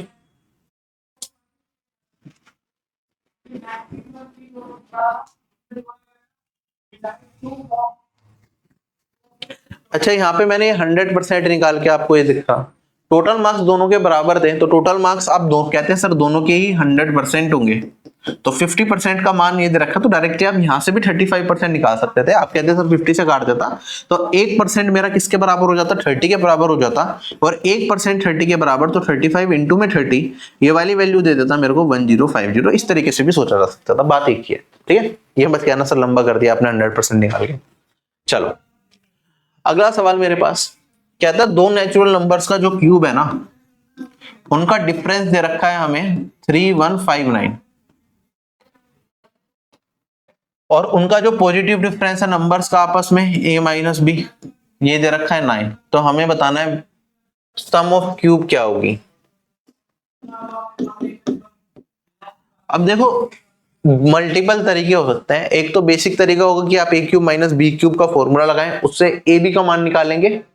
ए बी का मान निकालने के बाद आप फिर ए क्यूब प्लस बी क्यूब के फॉर्मूले में ए बी की वैल्यू पुट करके अपना आंसर निकाल सकते हैं, जो स्टैंडर्ड तरीका है और आप वही फॉलो आपको करना भी चाहिए। बाकी एक दूसरा तरीका कि हम वैल्यू सोच पाए अगर, तो बट वो एग्जामिनेशन में ऐसी वैल्यूज हो सकती है कि किसी पर्टिकुलर वैल्यू पे सेटिस्फाई ना करे, तो वो यूनिवर्सल नहीं है, तो बेटर है कि आप इसी मेथड की प्रैक्टिस करें जो बेसिक है। दूसरे मेथड से भी बता दूंगा बट बेस्ट यही है। आप कहेंगे सर ए क्यूब माइनस बी क्यूब हमने पढ़ा है, सर ये होता है ए माइनस बी का होल क्यूब प्लस 3ab और a माइनस बी, और ये आ गया मेरे पास 3159। a माइनस बी मेरे को दीवाना है कितना 9। आप देखेंगे यहाँ पे क्यूब है, यहाँ पे सिंगल है, तो कॉमन भी ले सकते हैं। आप कहेंगे सर यहाँ पे 9 स्क्वायर रख लो, यहाँ पे 3ab रख लो, और ये वाली वैल्यू 9 से डिवाइड कर दो इसे, तो यहाँ पे 9 से डिवाइड करा तो 3 जा 5 जा और 1 351। अब 9 स्क्वायर 81 होगा, इसमें घटा देंगे तो ये वाली वैल्यू 270, और 3 से काट दूंगा तो ए बी का मान कितना आ गया 90 आ गया। या फिर अगर ए बी निकालना भी नहीं है 3ab भी रहने दो, कोई दिक्कत नहीं है, क्योंकि मेरे को जब यहाँ पे सोल्व करूंगा जब भी 3ab चाहिए, तो आप कहेंगे सर 3ab का मान कितना आ गया मेरे पास यहाँ पे 270। अगर मैं यहाँ पे ए क्यूब प्लस बी क्यूब निकालूं तो ये होता है मेरे पास ओके a प्लस बी का होल क्यूब निकालना है, तो फिर मुझे यहाँ पे ए बी की जरूरत पड़ेगी। ए बी हो गया यहाँ पे मेरे पास 90। अब यहां से a माइनस बी गिवन है, a प्लस बी निकालना पड़ेगा। a प्लस बी होता है हमारे पास प्लस माइनस रूट में a square a minus b का होल स्क्वायर प्लस 4ab, तो a माइनस बी का होल स्क्वायर डेट इज 9 का स्क्वायर प्लस 4 इंटू में 90 डेट इज 360। 360 प्लस 81 441, रूट में बाहर निकालूंगा तो 21 आ जाएगा। ठीक है, पॉजिटिव वैल्यूज में आंसर दे रखा है तो मैं पॉजिटिव ले लेता हूं a प्लस बी को। ठीक है, अगर ये 21 आया, a माइनस बी मिल गया, a प्लस बी, आप चाहो तो अब यहाँ से a और b का मान भी निकाल सकते हो। आप कहेंगे सर यहाँ पे सम कर दूंगा तो a आ जाएगा 15, ठीक है, 2a 30 के बराबर a 15 और b का मान आ जाएगा मेरे पास 6, ठीक है। तो a 15 और b का मान 6, ये आ गया। अब यहाँ पे a cube plus b cube, तो यहाँ पे 15 का क्यूब 3375 होता है शायद, और यहाँ पे प्लस 6 का क्यूब डेट इज 216। सॉल्व करके अपना आंसर बता सकते हैं 91 और 35, ये आ गया आंसर। वरना यहाँ पे एक, अगर आपको a और b की इंडिविजुअल वैल्यू नहीं निकालनी थी तो आप कहते हैं सर a प्लस बी का whole cube minus 3ab a plus b, ये फॉर्मूला होता है, आप ये भी लगा सकते हैं। क्लियर? अच्छा, और क्या कर सकते हैं, और क्या क्या चीजें सोची जा सकती थी इस क्वेश्चन में। देखो, आप क्यूब के बीच में अगर एक रिलेशनशिप स्टेब्लिश करने की कोशिश करेंगे तो आप ध्यान से समझना, जो मैं कंसेप्ट आपको बता रहा हूं कि आपको डायरेक्टली अगर 15 और 6 तक पहुंचना था तो बहुत आसान था ये सब करने की जगह। बट एग्जाम में प्रेशर होता है तो आपको गलती नहीं करनी अगर वो अप्रोच लगानी है, और वो तभी लगेगी जब ये दोनों ना इंटीजर a और b की इंटीजर वैल्यू होती। मान लो यहाँ पे 21 की जगह रूट में कोई वैल्यू आ जाती तो उस पर्टिकुलर केस में a और b की इंडिविजुअल वैल्यू नहीं निकाल पाते आप, तो आपको फिर ये सिंप्लीफाई करके आंसर निकालना पड़ता, ठीक है। या फिर आप ऑप्शन भी देख लिया करो, अगर ऑप्शन में आपको रूट नहीं दिख रहा तो चांसेस रहते हैं कि हमें a और b की एक सिंगल इंडिविजुअल वैल्यू मिल जाएगी। अगर रूट में नहीं है, अगर रूट में है तो उस केस में तो आपको ये बेसिक अप्रोच पूरा का पूरा ये यहां से करके अपना आंसर निकालना पड़ेगा। अगर आप देखेंगे यहाँ पे तो मेरे पास a माइनस बी का गैप कितना है 9 और क्यूब कर रहे हैं। आप एक बात बताओ, अगर मैं 1 ले लेता हूं और मैं यहाँ पे 10 ले लेता हूं, इनका क्यूब कर देता हूं, 1 का क्यूब 1 और 10 का क्यूब कितना हो गया 1000, क्या इनमें बहुत बड़ा डिफरेंस होता है? होता है। अगर इनका डिफरेंस निकालूंगा तो लगभग वो मेरा 10 क्यूब के आसपास जाएगा या नहीं जाएगा? मैंने 9 का डिफरेंस लिया है ना। और ऐसे से आप थोड़ा थोड़ा बढ़ाते भी चले जाओ, चाहे मैं 1 की जगह यहाँ पे ले लेता 20 और यहाँ पे ले लेता 11, 20 का क्यूब कितना होता है? आप कहेंगे सर ये हो जाएगा 8000 और ये होगा 1331। स्टिल जो मेरी वैल्यू है वो क्या इसके क्यूब के आसपास रहेगी, मतलब क्योंकि 11 का क्यूब बहुत छोटा होगा एज कंपेयर टू 20 का क्यूब। क्या ये कंसेप्ट आपको समझ में आ रहा है? तो हमने देखा जो हमारा आंसर होगा वो उसके नियरेस्ट जो परफेक्ट क्यूब होगा ना, मान लो इनका डिफरेंस क्यूब का ये आ रहा है और इनका गैप 9 है, मतलब बड़ा गैप है, तो उस पर्टिकुलर केस में भी मेरे पास क्या होगा, आप कहेंगे सर जो डिफरेंस होगा ना, अगर जितनी बड़ी वैल्यू होगी a माइनस बी की उतने चांसेस हैं ये वाला जो नंबर है, ये जो बड़े वाले नंबर है उसके क्यूब के आसपास होगा, है ना। अगर ये कंसेप्ट क्लियर है तो आप कहेंगे सर मेरे पास 3159 से बड़ा क्यूब किसका होता है? आपने पढ़ा है सर 14 का क्यूब होता है 2744, 20 तक तो क्यूब सबने याद कर ही रखे हैं। 15 का क्यूब आपको पता है यहाँ पे क्या वैल्यू होती है 3375। तो भाई चांसेस हैं कि मेरे पास a 15 हो जाए, और अगर आप इसमें से ये वाली वैल्यू को घटाएंगे तो आप देखेंगे बचा 216। अब ये तो 6 का क्यूब होता है तो b 6, 15 माइनस 6 9, सेटिस्फाई कर गया। तो आपको 15 और 6 ऐसे मिल सकता था। ये ऑब्जर्वेशन से चीजें आती हैं, जितने प्रैक्टिस करेंगे और ज्यादा निखरते हैं आप इनमें, वरना न्यू है तो बेसिक से करें। अब क्वेश्चन में कहता है एक ट्रेन जो ट्रेवल करती है वो 300 किलोमीटर ट्रेवल करती है 5 घंटे के अंदर। जो कार की स्पीड है वो 20% ज्यादा है ट्रेन की स्पीड से। तो यहां से तो ट्रेन की स्पीड आपको डायरेक्ट नहीं मिल रही है, 60 हो गई, 300 डिवाइडेड बाय 5। कार की स्पीड 20% ज्यादा तो 72 हो जाएगी। और फिर आगे कहता है जो बाइक की स्पीड है वो 25% कम है स्पीड ऑफ कार से, तो 25% कम होगी मतलब 75%, 3/4 करेंगे इसका तो 18 3 जा 54, ये बाइक की स्पीड हो गई। Find the difference in minutes between the time taken by the car and the bike to cover 180 kilometre. Minutes में बताना है कि टाइम का डिफरेंस क्या होगा जो इस डिस्टेंस को कवर करने के लिए कार और बाइक का आएगा। तो आप कहेंगे सर 180 डिवाइडेड बाय 72 माइनस में 180 डिवाइडेड बाय 54, और ये आर में आएगा मिनट में कन्वर्ट करने के लिए। आप कहेंगे सर इंटू 60 कर देंगे, कोई दिक्कत नहीं। सोल्व करेंगे, 18 से काटूंगा 10 और ये आएगा 4, ये भी 18 से काटूंगा 10 और ये आएगा 3। अब 4 से काटूंगा 15, 150, 3 से काटूंगा 20 और 10 200। 150 माइनस 200 हमें डिफरेंस बताना था, तो पॉजिटिव वैल्यू ही बताएंगे। हालांकि मेरे को पहले देखना चाहिए था कि यहाँ पे भाई स्पीड कम है तो टाइम ज्यादा लगेगा 54 वाले केस में। आंसर आ जाएगा 50। चले आगे। बाकी रेशियो मेथड और भी बहुत मेथड्स हो सकते थे, मैंने सीधा सीधा जो दिखा वैसे कर दिया। कहता है कि एक राइट प्रिज्म है जिसका रेक्टेंगुलर बेस है। रेक्टेंगुलर बेस वाला राइट प्रिज्म क्या होता है भाई? वो कुछ और नहीं होता, वो आपका क्यूबॉइड ही होता है ना।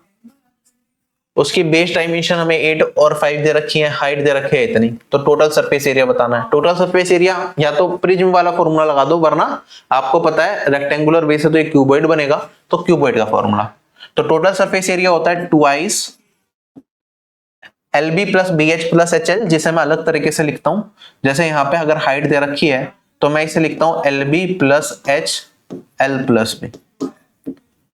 तो मेरे पास ये वाली वैल्यू 2, 8 इंटू 5 40, H है 10, 8 प्लस 5 13 इंटू में 10 130, 170 इंटू में 2 340। चलें आगे। अगला सवाल कहता है एक 2 डिजिट नंबर है जिसकी प्रॉपर्टी है कि जो उसकी सम ऑफ डिजिट होंगी वो 1/7 होंगी ऑफ द नंबर इटसेल्फ।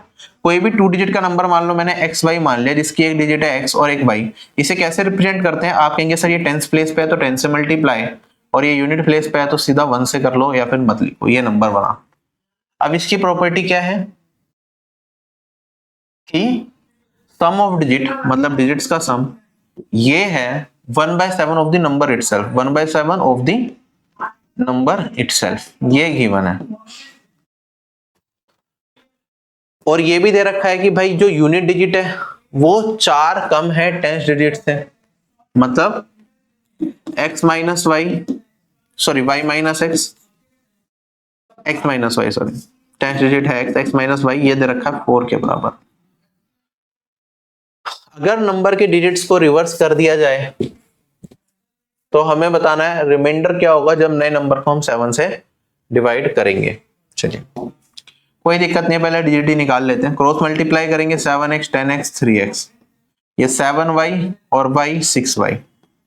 तो मैं कह सकता हूं यहाँ पे 2:1 आ गया x बाय y। इनका डिफरेंस है 1, ये 4 के बराबर दे रखा है, तो ये हो जाएगा 2 इंटू 4 8, और ये वाली वैल्यू हो जाएगी 4। तो एक्चुअल नंबर क्या था? 84। डिजिट्स को रिवर्स कर दिया तो ये हो गया 48। इसे 7 से डिवाइड करा तो रिमाइंडर क्या आएगा भाई? आप कहेंगे सर 42 कट जाएगा, रिमाइंडर बचेगा 6। अच्छा, ये फालतू के ऑप्शंस जो डले हैं, ये 9 और 8, इन्हें तो देखते ही आपको कहना चाहिए था H2, ये क्या है? 7 से डिवाइड कर रहे हैं, रिमाइंडर 8 और 9 कैसा आएगा? चलो अगला सवाल कहता है एक कंपनी है जो बैग बॉक्सेस बनाता है 3 तरीके के, मेटल के, कार्डबोर्ड के और फाइबर के। जो रेशियो दे रखा है इनका 3:5:7 दे रखा है। कार्डबोर्ड और फाइबर बॉक्सेस का जो डिफरेंस है वो दे रखा है हमें 2, सॉरी वो डिफरेंस यहाँ पे 2 रेशियो है, लेकिन उसकी वैल्यू हमें दे रखी है यहाँ पे 180। कहता है कि अगर हम नंबर ऑफ मेटल बॉक्सेस को 20% से इंक्रीज कर दें तो न्यू मेटल बॉक्सेस क्या होंगे? आप कहेंगे सर यहाँ पे 2:180 के बराबर, तो 1:90 के बराबर, तो 3 मेटल बॉक्सेस 270 के बराबर। अब इसे भी बढ़ाना है किससे? 20% से। तो आप कहेंगे सर 12/10 करना है, ये 0 गया, 12 7 जा 84, 8 कैरी फॉरवर्ड 24 और 8 32, 324। अब देखो वैसे तो ये यूनिट डिजिट से भी आ जाता कि हम यहाँ पे देखते 7 2 जा 14, बट इतनी सिंपल कैलकुलेशन है ना, तो मेरा ऑप्शन पे ध्यान ही नहीं जाएगा। सिंपल क्वेश्चन में ऑप्शन में क्या ध्यान डालें? आप कह रहे सर डायरेक्टली कर लो, वरना तो आप कहते सर 20% बढ़ाया तो हमारे पास जो वैल्यू आएगी उसका 20% बढ़ाना है, तो मतलब 12/10 करना पड़ेगा। चांसेस होंगे मतलब इसमें 6 का फैक्टर है, मतलब 3 का फैक्टर होगा, तो मेरा आंसर 3 का मल्टीपल हो जाएगा। बट वो चेक करना चारों ऑप्शन में, वो तब फायदा है उन चीजों का जब मुश्किल कैलकुलेशन हो, तो हम ऑप्शन में देखें भी, क्योंकि 2 ऑप्शन सेम बन गए तो टाइम वेस्ट हो जाएगा। 4 में से 2 ही ऑप्शन अगर 3 के मल्टीपल निकल गए तो मेहनत बेकार हो जाती है ना हमारी। तो बेटर है बेसिक से करो जब सिंपल क्वेश्चन है। मुश्किल क्वेश्चन है तो उसमें ऑप्शन पे दिमाग लगा सकते हैं। अब कहता है भाई sin theta plus cos theta ये दे रखा है। थीटा एक्यूट एंगल है तो अब बता दो sign square theta plus cos square theta plus 2 cos theta sine theta. अब ये भी मल्टीपल तरीकों से किया जा सकता है, लेकिन अगर आप थोड़ा सा भी ध्यान दे, sine square theta plus cos square theta minus 2 sine theta cos theta, ये क्या है? क्या ये sine theta minus cos theta का होल स्क्वायर है? Sine theta plus cos theta अगर मेरे को दे रखा हो तो हमने पढ़ा है sine theta minus cos theta का होल स्क्वायर, ये वाली वैल्यू होती है मेरे पास 2 minus sign theta plus cos theta का होल स्क्वायर। सोल्व कर लोगे आप कहेंगे सर 2 माइनस 3/4 आ गया, और ये 8 माइनस 3 5/4, आंसर खत्म। कोई दिक्कत तो नहीं है? ऐसा तो नहीं है कोई अच्छा ऐसा जिसे ये फॉर्मूला नहीं पता? फॉर्मूला नहीं भी पता तो भाई कोई बड़ी दिक्कत नहीं है। आप जैसे ही आप इनका क्या करोगे, स्क्वायर करके इस रिजल्ट तक बड़ी इजीली पहुंच सकते हो। स्क्वायर करोगे तो आप कहोगे सर दोनों का स्क्वायर करते ही sine square plus cos square, वो तो बन जाएगा 1 प्लस 2 साइन कोस मिलेगा, वो वाली वैल्यू आप कहेंगे सर इनका जो सम था इसका ही होल स्क्वायर है ना। अब यहां से अगर मैं 2 साइन कोस की वैल्यू निकाल लूं तो आप कहेंगे sir sign square theta plus cos square theta, ये वाली वैल्यू इसमें क्या कर देंगे -1। ये हो गया 2 साइन कोस। अब माइनस अगर मैं मल्टीप्लाई कर दूं इसमें तो आप कहेंगे सर ये प्लस बन जाएगा, ये माइनस बन जाएगा, यहां पे भी कोई दिक्कत नहीं है। अब इसमें क्या करूं मैं, दोनों साइड 1 को ऐड कर दूं तो आप कहेंगे सर ये वाली वैल्यू बन गई, कोई दिक्कत नहीं है। अब अगर 1 को रिप्लेस कर दूं फिर से sign square plus cos square से तो भी कोई दिक्कत नहीं है ना। अब यहाँ पे 1 ही रहने दो, तो ये मेरे पास क्या हो गया साइन माइनस कोस का होल स्क्वायर, और उधर देखूं तो 2 माइनस साइन प्लस कोस का होल स्क्वायर। पूरी डेरिवेशन करा दी मैंने आपको यहाँ पे, ठीक है। हालांकि करानी नहीं चाहिए थी, चलो कोई बात नहीं, प्रैक्टिस सेशन में भी अगर डीप में जाएंगे फिर लंबा खिंच जाता है सेशन, तो आप बोलते हो। अगला सवाल हमारे पास कहता है कि ए को 20 मिनट लगती है ज्यादा 20 से 12 किलोमीटर की जर्नी कवर करने में एक पर्टिकुलर स्पीड से, बट अगर ए अपनी स्पीड को डबल कर ले तो उसे 40 मिनट्स कम लगते हैं बी से सेम डिस्टेंस को कवर करने में। हमें बताना है कि भाई बी की स्पीड क्या रहेगी। अब आपके ऊपर है आप इसे किस तरीके से करना चाहें। जैसे मान लो मेरे पास ए है और बी है, बी को मान लेता हूं मैं टी टाइम लगता है, तो ए को कितना लग रहा है, ए को 20 मिनट फालतू लग रही है, टी प्लस 20 टाइम लग रहा है। मान लो ए की स्पीड इनिशियली मेरे पास है एस, अब ए ने अगर अपनी स्पीड को डबल कर लिया तो उसे क्या लग रहा है, बी से 40 मिनट्स कम लग रही है, तो उसे टाइम लग रहा है अब टी माइनस। हमें बताना है ये दूरी तय कर रहे हैं 12 किलोमीटर की, तो बी की स्पीड क्या रहेगी। जब भी ऐसे दे रखा हो आप डायरेक्टली कह सकते हैं सर ए को ही कंपेयर कर लेते हैं, a old versus a new. Distance तो सेम ही ट्रेवल किया जा रहा है 12 किलोमीटर का, तो स्पीड का रेशियो 1:2 हो गया, तो स्पीड के इनवर्सली प्रोपोर्शनल टाइम होगा, तो आप कहेंगे सर ये हो गया 2:1। टाइम का डिफरेंस आया 1:। यहाँ पे टाइम का डिफरेंस कितना है ए का और ओल्ड वर्सेस न्यू, तो आप कहेंगे सर ऊपर वाले में से नीचे वाले को घटाया तो 20 प्लस 40 हो जाएगा 60 मिनट। 60 मिनट क्या होता है, ये तो 1 आवर ही होता है, ठीक है। तो न्यू स्पीड के साथ ए को कितना लगेगा, आप कहेंगे सर 1 घंटा लगेगा न्यू स्पीड के साथ। अच्छा बी को कितना लग रहा है टाइम, न्यू स्पीड से 40 मिनट ज्यादा, या फिर आप पुराना निकाल लो, ठीक है। 2 रेशियो कितना हो जाएगा 120 मिनट, मिनट में रहने दो इसे, 2 रेशियो हो गया 120 मिनट, है ना। तो टी का मान कितना आ गया 120, सॉरी टी प्लस 20 का मान 120 आ गया, तो टी का मान कितना आएगा, बी को कितना टाइम लग रहा होगा सेम डिस्टेंस को कवर करने में 100 मिनट। बी की स्पीड कितनी आ जाएगी, आप कहेंगे सर टोटल डिस्टेंस था 12 डिवाइडेड बाय 100, मिनट में आर में कन्वर्ट करने के लिए डिवाइडेड बाय 60 करना पड़ेगा, तो 60 ऊपर चला जाएगा, तो 12 इंटू में 60 डिवाइडेड बाय 100, एक जीरो से जीरो गई, 72 डिवाइडेड बाय 10 दैट इज 7.2। ये हो गई बी की स्पीड। चलें आगे। अगला सवाल, जेड ने 2 स्कीम सॉरी जेड अमाउंट को दो स्कीम में डाला गया। एक स्कीम सिंपल इंटरेस्ट 12% ऑफर करती है 4 साल तक, और दूसरी scheme compound interest 10% per annum के हिसाब से 2 साल के लिए ऑफर करती है कंपाउंडेड एनुअली। जो टोटल सिंपल इंटरेस्ट मिला वो ज्यादा है टोटल कंपाउंड इंटरेस्ट से 120 से, तो एक जेड का मान बताना है। तो जेड मतलब दोनों स्कीम में हमारा जेड अमाउंट ही इन्वेस्ट किया गया है, ठीक है। अब अगर हम बात करें पहली स्कीम में 4 साल का 12%, तो आप कहेंगे सर जेड का कितना हो गया 12 इंटू में 4 48%, ये सिंपल इंटरेस्ट से मिला। कंपाउंड है 10% 2 साल का, तो 10% का 2 साल का अगर इफेक्टिव निकालेंगे तो बच्चा बोल सकता है कि भाई ये वाली value 10 plus 10 into 10 divided by 100, ये वाली वैल्यू 21% होती है। सर क्या कैलकुलेशन लिखने लग गए, तो यहाँ पे आएगा 21% ऑफ जेड। स्कीम 2 से इतना अमाउंट मिलेगा इंटरेस्ट के तौर पे।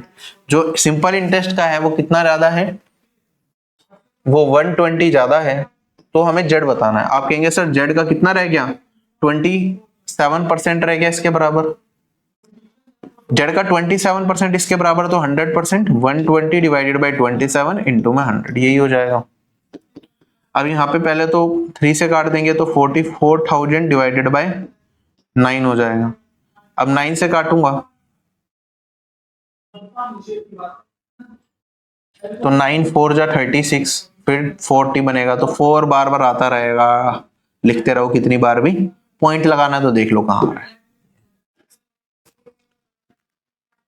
चले आगे, 3 के बाद है, मैंने 4 के बाद लगा दिया शायद।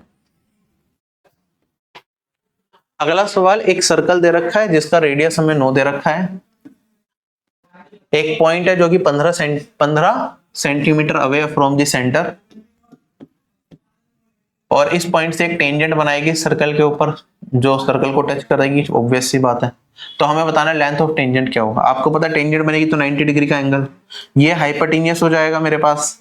ये 9 है, 15 किसके साथ ट्रिपलेट बनाते हैं 12 के साथ, तो ये वाली वैल्यू 12, खत्म हो गया।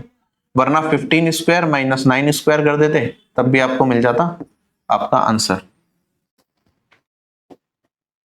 अगला सवाल, एक बॉक्स है जिसके अंदर हमारे पास 12 आइडेंटिकल बल्ब्स दे रखे हैं, जिसमें से 5 क्या है डिफेक्टिव है। 4 बल्ब्स को रैंडमली सिलेक्ट किया गया और एक के बाद एक विदाउट रिप्लेसमेंट। तो हमें बताना है एग्जैक्टली जो 2 सिलेक्टेड बल्ब्स होंगे वो डिफेक्टिव होंगे। अब यहाँ पे चूज करने का काम कर रहे हैं। 12 बल्ब है, तो इसमें 5 डिफेक्टिव हैं, तो 7 क्या होंगे बिल्कुल सही होंगे। हमें सिलेक्ट करने हैं 4 वन आफ्टर दी अदर, कि कुछ इस तरीके से कि 2 तो भाई डिफेक्टिव हो, एग्जैक्टली 2 डिफेक्टिव हो तो 2 करेक्ट भी होंगे। तो कैसे करेंगे, टोटल केसेस कितने बनेंगे। आप कहेंगे सर 2 डिफेक्ट चूज कर, पहले तो 12 में से मेरे को कितने सिलेक्ट करने हैं 4, टोटल केसेस इस तरीके से मैं सिलेक्ट कर सकता हूं। अब मेरे को कितने चाहिए 2 डिफेक्टिव चाहिए, तो 5 में से 2 सिलेक्ट करने हैं, और फिर 2 करेक्ट भी चाहिए तो 7 में से भी 2 सिलेक्ट करने हैं। इन दोनों का प्रोडक्ट कर देंगे और आंसर आ जाएगा। अब ये वाली वैल्यू क्या है, कॉम्बिनेशन सोल्व करना बता रखा है। जैसे ये 2 है तो 5 और उससे छोटा नंबर 4, बस 2 वैल्यूज लिखेंगे, डिवाइडेड बाय 2 फैक्टोरियल। ऐसे ही 7 है, फिर यहाँ पे 2 है नीचे तो 7, और यहाँ पे क्या लिखेंगे 6, 2 वैल्यू हो गई डिवाइडेड बाय 2 फैक्टोरियल, बस यही आएगा। यहाँ पे 4 है तो 12 11 10 और 9, 4 वैल्यूज लिख दी डिवाइडेड बाय 4 फैक्टोरियल लिख दिया, ठीक है। सोल्व कर लेंगे, 4 ऑप्शन फ्री दे रखे हैं। अब 11 और 33 दिख रहा है, मतलब 11 का मल्टीपल, ये तो हमें दिख रहा है कटेगा नहीं, नीचे आएगा ही आएगा, बाकी सोल्व करना पड़ेगा। चलिए पहले तो ये मेरे पास 6 4 जा 24, नहीं इसे ऐसे ना लेते हुए, 4 होता है 24 है ना, 4 फैक्टोरियल, 2 फैक्टोरियल 2 ये होता है, तो 2 और 2 4 है, 4 से काट दिया तो 3 से काटूंगा तो ये वाली वैल्यू बन जाएगी 8, है ना, ये सब हटा दो। उसके बाद यहाँ पे हमारे पास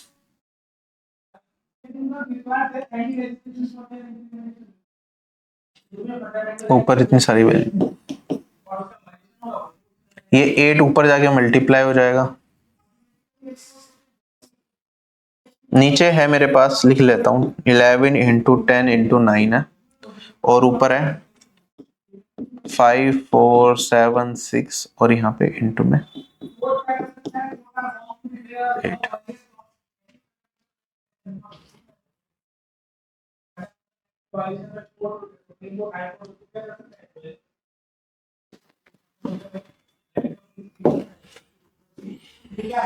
फाइव से काटा और यहाँ पे 2 से काटा तो ये हो जाएगा 10 कट गया। 6 में 3 से काटा तो 2 और ये 3 रह गया। तो ये वाली वैल्यू मेरे पास हो जाएगी 33 और ऊपर हो जाएगा 2 2 जा 4 7 56 इंटू में 4। कहाँ गड़बड़ कर दी हमने? फेवरेबल केसेस कैसे ज्यादा हो जाएंगे? 12 11 10 9 डिवाइडेड बाय 4 फैक्टोरियल 5 4 7 6 2 2 4।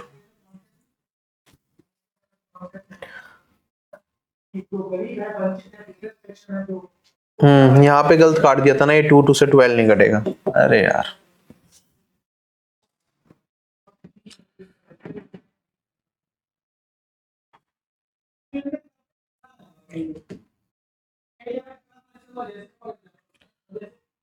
ठीक है, ये था हमारे पास।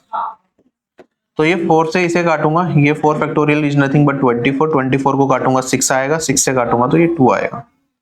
ठीक है, और आगे अब लिख लेता हूं मैं 5 इंटू 4 इंटू 7 इंटू में 6 डिवाइडेड बाय 2 है यहाँ पे 2 इंटू 11 इंटू 10 इंटू में 9। ये रिजल्ट है। अब सोल्व कर लो।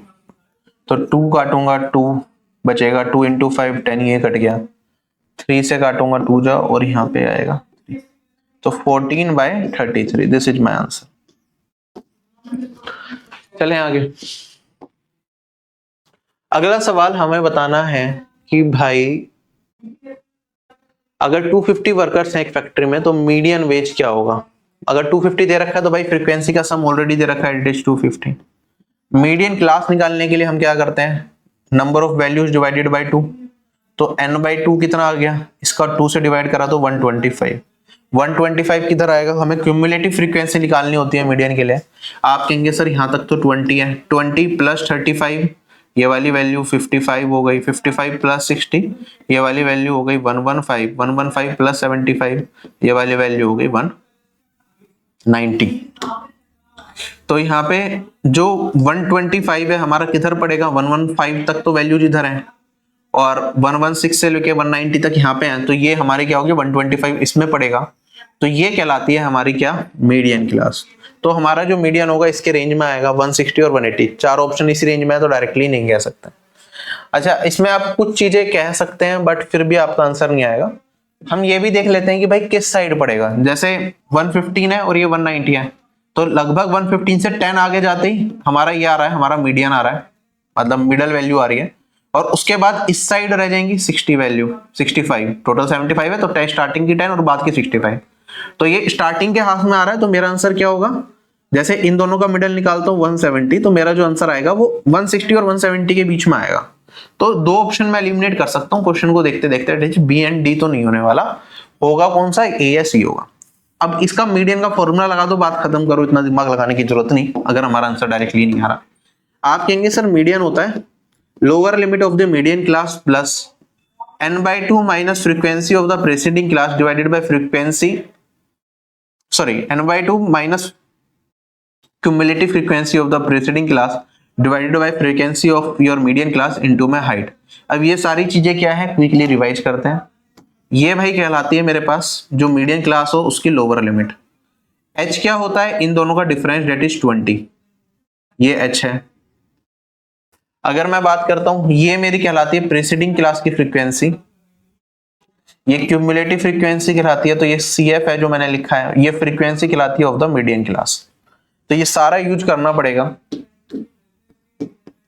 160 प्लस 125 में से अगर मैं 115 को घटाऊंगा तो बचेगा 10 जो मैंने यहाँ पे निकाला भी था, डिवाइडेड बाय फ्रीक्वेंसी क्या है 75 मीडियन क्लास की, इनटू में क्लास इंटरवल कितना है 20, बेसिकली हम यही देख रहे हैं, ये 75 वैल्यूज है ना इस रेंज में, हमें स्टार्टिंग से 10 चाहिए, तो 10वीं क्या हो गई, आप कहेंगे सर 10 भाग 75 इंटू में 20 कर दो, तो हमें लोअर लिमिट से कितना बढ़ना है, इतना बढ़ना है। ठीक है, ये ओरली सोचने वाला है, फॉर्मूला वगैरह मेरे को तो याद भी नहीं रहता, ये सोचना पड़ता है फॉर्मूले के लिए। मेरे को डायरेक्ट करने की आदत है कि मैं क्वेश्चंस को टेबल में डायरेक्टली निकाल लूं वैल्यूज, ठीक है, विदाउट फॉर्मूला लगाए। तो मेरे पास यहाँ पे अगर काटेंगे तो आप ये 200 बनेगा, 25 से काटा तो 3 और ये 8 आ जाएगा, तो 8/3 क्या होगा, 2 और 1/3, 2 2/3 मतलब 160, 2 2/3, ये मेरा आंसर आएगा 160, 2 2/3। ये नहीं मिल रहा ऑप्शन में, 162.66 आना चाहिए। तो अभी तो फिलहाल हम इसके साथ चले जाएंगे, बाकी ऑप्शन में आई थिंक कोई एरर है, तो वो ये आंसर आना चाहिए हमारा।